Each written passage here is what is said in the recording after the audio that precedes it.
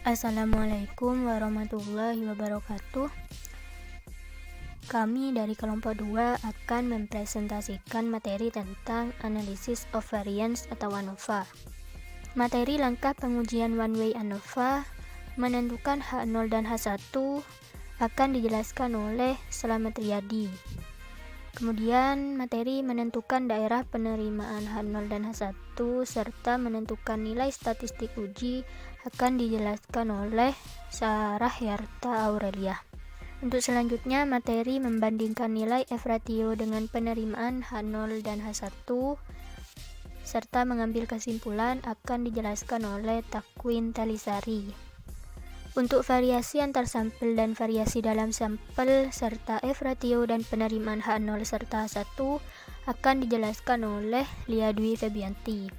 Kemudian dilanjutkan dengan materi langkah pengujian two-way ANOVA dan informal multiple comparisons of means akan dijelaskan oleh Kyabasa Sana.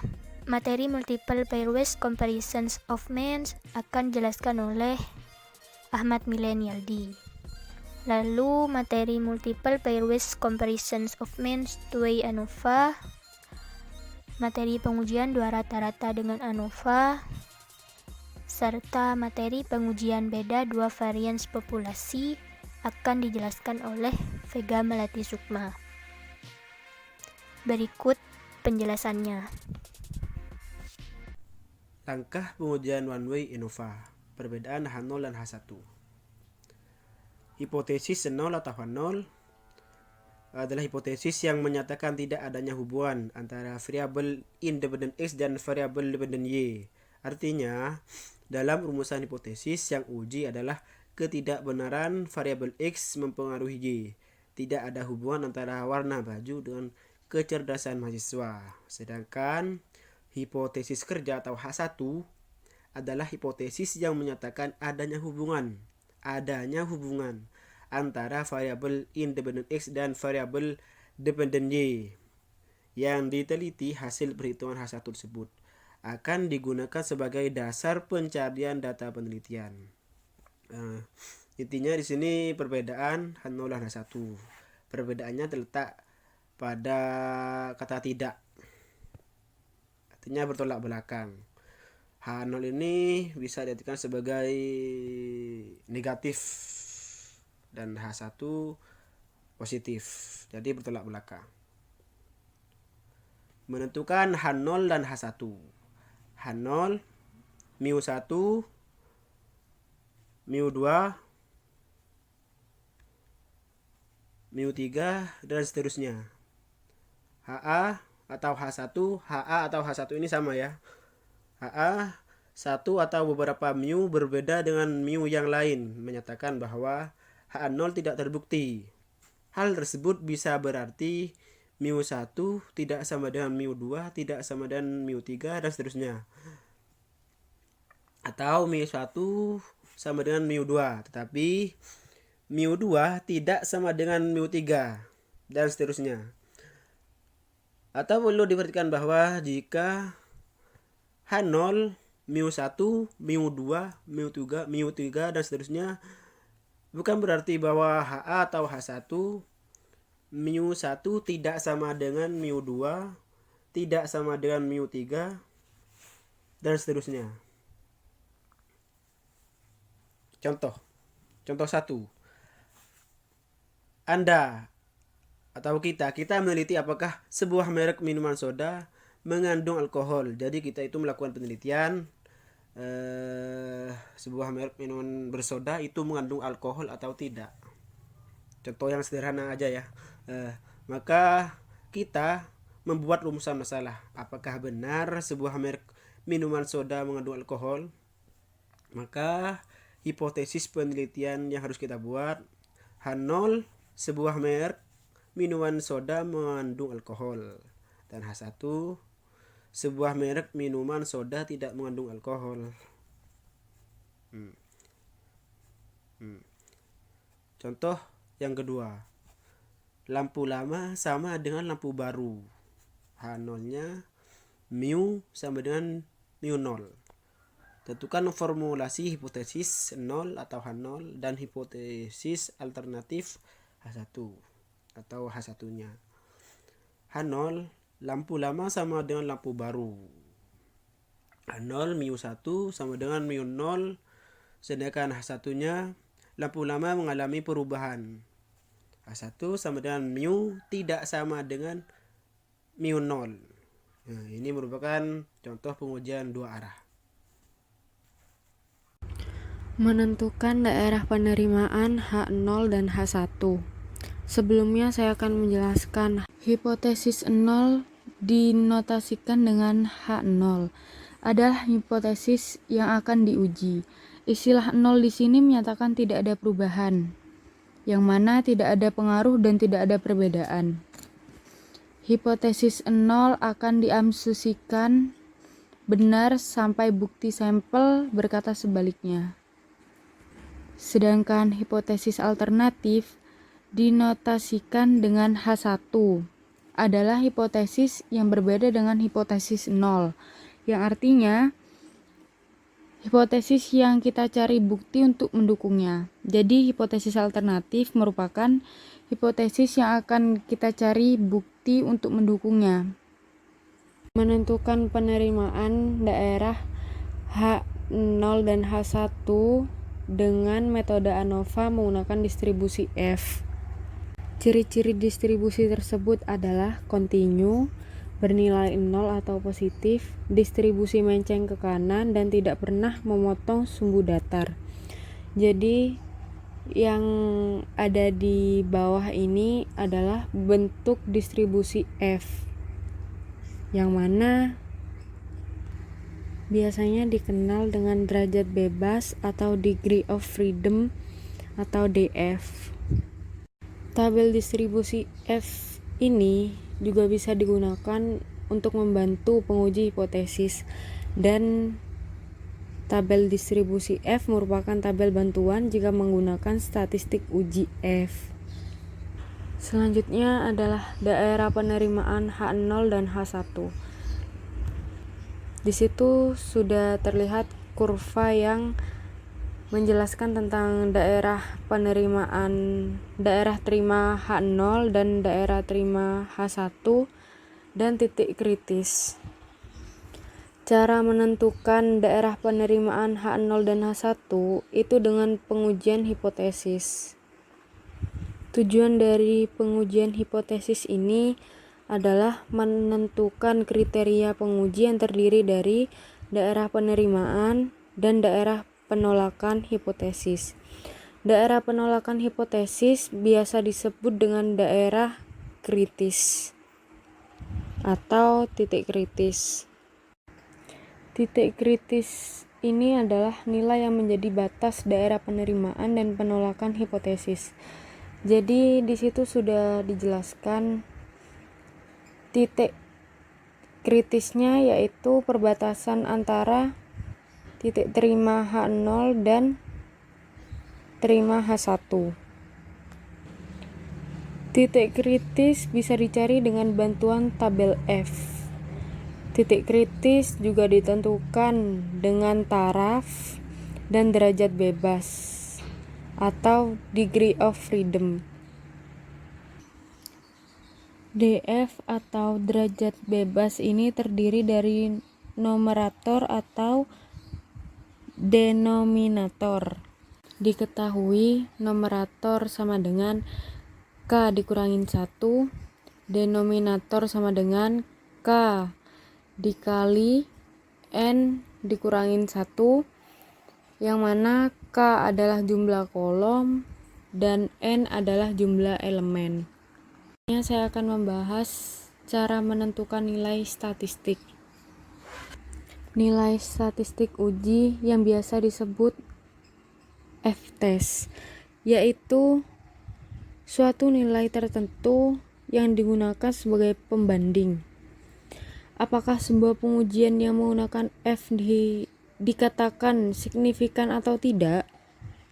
Seperti yang sudah saya katakan sebelumnya, kata signifikan dapat digambarkan bahwa terima H1 yang dalam artian adalah menerima hipotesis alternatif. F-ratio atau F-test dapat dihitung dengan rumus F-ratio sama dengan variance between sample, yang artinya variasi antar sampel, dibagi variance within sample, yang artinya variasi dalam sampel, sama dengan explained variation, yang artinya menjelaskan variasi, dibagi residual variation, yang artinya variasi sisa. Untuk lebih jelasnya lagi, penghitungan F-ratio biasanya menggunakan tabel ANOVA yang sudah tertera di PPT tersebut. Di situ sudah dijelaskan tentang rumus-rumus ANOVA, mulai dari jumlah kuadrat total, derajat bebas, rata-rata kuadrat, F-ratio. Membandingkan nilai F-ratio dengan penerimaan H0 dan H1. H0 diterima jika F-ratio lebih kecil dari titik kritis dan H0 ditolak jika F-ratio lebih besar dari titik kritis. Mengambil kesimpulan, jika H0 berarti kita menerima hipotesis yang menyatakan bahwa rata-rata populasi tidak berbeda. Jika diterima, berarti kita menilai hipotesis yang menyatakan bahwa rata-rata populasi tidak berbeda. Contoh, sebuah penelitian menguji apakah ada perbedaan produktivitas antara 3 merek mesin dengan mengambil sampel masing-masing 5 buah mesin dari setiap merek. Hasil analisis terhadap sampel memberikan informasi sebagai berikut. Kalian bisa lihat tabel di bawah ini. Ujilah dengan taraf nyata 5% hipotesis yang menyatakan bahwa rata-rata produktivitas ketiga merek mesin adalah tidak berbeda. Jawab. 1. Menentukan H0 dan H1. H0 sama dengan MU1 sama dengan MU2 sama dengan MU3. H1 sama dengan 1 atau beberapa MU berbeda dari MU lainnya. 2. Menentukan daerah penerimaan dari penolakan H0. Kalian bisa lihat gambar di bawah ini. 4. Karena F-ratio 8,3 lebih besar dari titik kritis 3,8, maka H0 ditolak. 5. H0 ditolak berarti kita menolak hipotesis yang menyatakan bahwa rata-rata produktivitas merek mesin adalah tidak berbeda. Contoh, gambaran ini memperlihatkan pengujian ANOVA jika sampel yang diambil dari setiap populasi berbeda. 3 merek mobil diesel ditawarkan kepada PT Untung Terus yang merencanakan akan membeli 99 buah mobil diesel. Direktur perusahaan yang memutuskan untuk membeli ketiga merek tersebut sama rata-rata, masing-masing 33 buah, karena menganggap bahwa ketiga merek mobil tersebut tidak berbeda dalam penggunaan BBM. Coba uji keputusan tersebut dengan bertambah 5% dengan data percobaan sampel ketiga merek mobil tersebut adalah. Kalian bisa lihat tabel berikut ini dan jawaban jika kalian tidak mengerti bisa ditanyakan. Karena F-ratio sama dengan 0,48 terletak di daerah F kurang dari 4,26. Maka H0 diterima. Kesimpulan, keputusan yang diambil Direktur PT Untung Terus sudah benar karena ada bukti yang kuat bahwa ketiga merek mobil diesel tidak berbeda dalam pemakaian BBM. Variasi antar sampel dan variasi dalam sampel. Seperti diketahui, F-ratio yang ditemukan oleh ahli statistik kebangsaan Inggris Sir Ronald Fisher diperoleh dengan membagi variance between sample atau VBS dengan variance within sample atau VWS. Berikut adalah bahasan yang nantinya akan dibahas pada slide berikutnya, diantaranya adalah A. Variasi antar sampel, B. Variasi dalam sampel, dan C. F. Ratio dan penerimaan H0 serta H1. A. Variasi antar sampel. Variasi antar sampel dapat dicari dengan rumus VBS sama dengan N kali S2 per X. Sebelum mencari VBS ini, kita terlebih dahulu harus mencari nilai rata-rata dari rata-rata, kemudian mencari nilai S2 per X-nya. Untuk rumusnya bisa dilihat pada slide tersebut. Setelah nilai rata-rata dari rata-rata dan S2 per X-nya ketemu, masukkan hasilnya ke dalam rumus VBS sama dengan N kali S2 per X. Berikut adalah contoh kasusnya. Di situ ada 3 buah mesin yang menghasilkan produk yang tidak sama jumlahnya setiap jam. Kita diminta untuk mencari VBS-nya. Adapun penyelesaiannya dapat kita cari seperti pada slide sebelumnya, bahwa terlebih dahulu mencari nilai rata-rata dari rata-rata. Untuk kasus ini didapat nilai rata-rata dari rata-rata yaitu 52. Lalu nilai S2 per X-nya 13. Setelah itu masukkan hasil nilai rata-rata dari rata-rata dan S2 per X-nya ke rumus VBS sama dengan N dikali S2 per X. Didapat hasilnya 65. B. Variasi dalam sampel. Untuk variasi dalam sampel mencari dispersi, namun itu tidak cukup. Kita juga harus mencari fluktuasi dalam nilai masing-masing data atau sampel.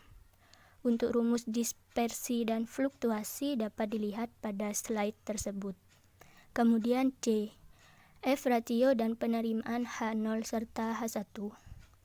Jika F ratio lebih besar daripada titik kritis, maka H0 akan ditolak. Artinya, jika F ratio besar, maka ada kecenderungan untuk menolak hipotesis yang menyatakan tidak ada perbedaan rata-rata populasi. Karena F ratio adalah VBS per VWS, maka F ratio yang besar dapat berarti VBS besar, VWS relatif kecil. VBS yang besar menunjukkan adanya perbedaan rata-rata setiap kelompok sampel yang cukup besar. VWS yang kecil menunjukkan bahwa rata-rata setiap kelompok sampel cukup representatif atau mewakili data pada setiap sampel. Dengan demikian, maka kita semakin yakin bahwa rata-rata antar kelompok sampel memang berbeda.